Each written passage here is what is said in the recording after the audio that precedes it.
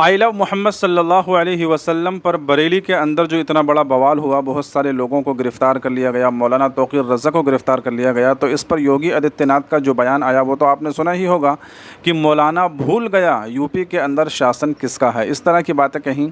और ये भी कहा कि ऐसा सबक सिखाएंगे, इनकी पीढ़ियाँ याद रखेंगे, डेंटिंग पेंटिंग करेंगे, सब कुछ बयान वो दिया, आपने सब कुछ सुना। तो योगी जी ने जो कुछ बयान दिया है, मुझे तो इसके ऊपर कोई भी ताज्जुब नहीं है, इसलिए कि योगी जी अपना काम कर रहे हैं जो उनको करना चाहिए।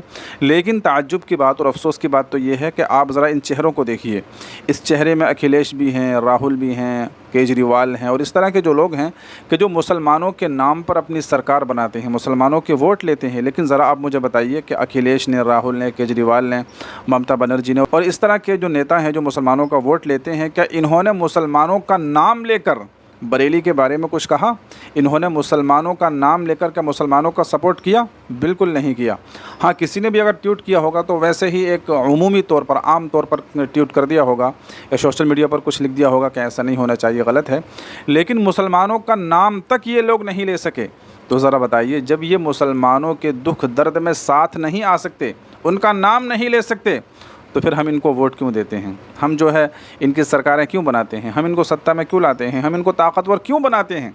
जब ये ऐसे वक्त में हमारा साथ नहीं दे सकते, हमारा नाम लेना गवारा नहीं करते और हमारा नाम लेने से इनको डर लगता है, तो फिर मुसलमान इनको वोट क्यों देते हैं? इसलिए मेरे दोस्तों, मैं आपसे कहना चाहूँगा कि अपने लीडर को समझिए और अपनी ताकत को समझिए और अपनी लीडरशिप को पहचानिए। वो एक ही शख्स है, एक ही नेता है जिसको कहा जाता है असदुद्दीन ओवैसी। ओवैसी साहब, जब भी कोई ऐसा मसला होता है, चाहे कोई हिंदुओं के ऊपर जुल्म हो, मुसलमानों पर हो, हमारे मुल्क में किसी के ऊपर भी जुल्म हो, तो बाकायदा उसका नाम लेकर जो है वो उस बात को रखते हैं और जो गलतियाँ होती हैं और जो भी जुल्म ज़्यादतियाँ होती हैं उसके ख़िलाफ़ आवाज़ उठाते हैं। तो अगर आपका कोई लीडर है तो वो सिर्फ़ और सिर्फ असदुद्दीन ओवैसी साहब हैं। उनको पहचानिए, उनको मजबूत कीजिए। और इस तरह के जो ये लीडर हैं, बस ये मुसलमानों का वोट तो लेते हैं लेकिन इतने डरे हुए हैं, सहमे हुए हैं कि ये मुसलमानों का नाम तक नहीं ले सकते।